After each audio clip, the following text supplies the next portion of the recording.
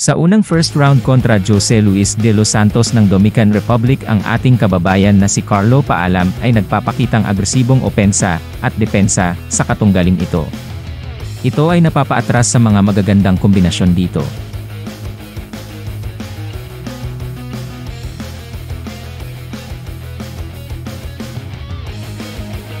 Si Jose Luis ng Dominican Republic ay nahihirapan itong makahanap ng tiempo, dahil nabasa ng ating kababayan ang dalawa nito ang dahilan na nahihirapan itong makapasok para umiskor sa ating kababayan. Gustong tumira, ngunit sa bilis ng dalawa ng ating kababayan na si Carlo, samantalang ang boksingerong Dominican Republic ay hirap na hirap itong makascore sa round na ito.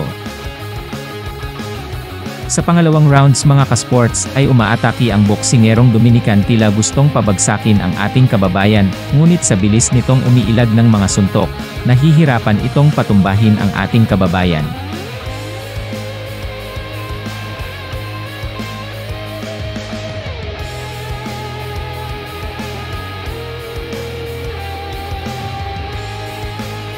Makikita natin na talagang gustong wakasan na niya ang round na ito, ngunit ang bilis umiwas ang ating kababayan, napapagod na tuloy ang boksingerong Dominican Republic. Sa fourth rounds mga kasports, parang nakalimutan ng boksingerong Dominican Republic na ang paligsahang ito ay boxing, tila gusto niyang i-wrestling ang kababayan natin. Kaya pinagsermonan ito ng refere na pinagsabihan na hindi ito wrestling ha, boxing ito, tandaan mo yan, huwag mo na itong ulitin. Dito mga kasports ay muling umaatake si Jose at binanatan ang ating kababayan, ngunit sa opensa at depensa, pero sa lakas ng suntok ng boksingerong Dominican ay napapaatras ang kababayan natin. Naghahanap itong tiempo upang makascore sa katunggali nito, binanatan naman ang ating kababayan, kaya ito nakayakap sa katunggali nito.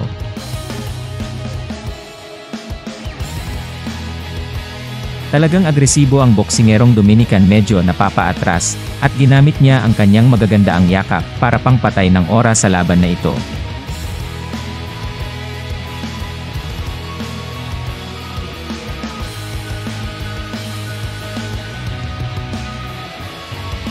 Sa huling mga segundo ay ginamit ni Carlo Paalam ang stelo ni Mayweather na running around the ring para wakasan ang oras.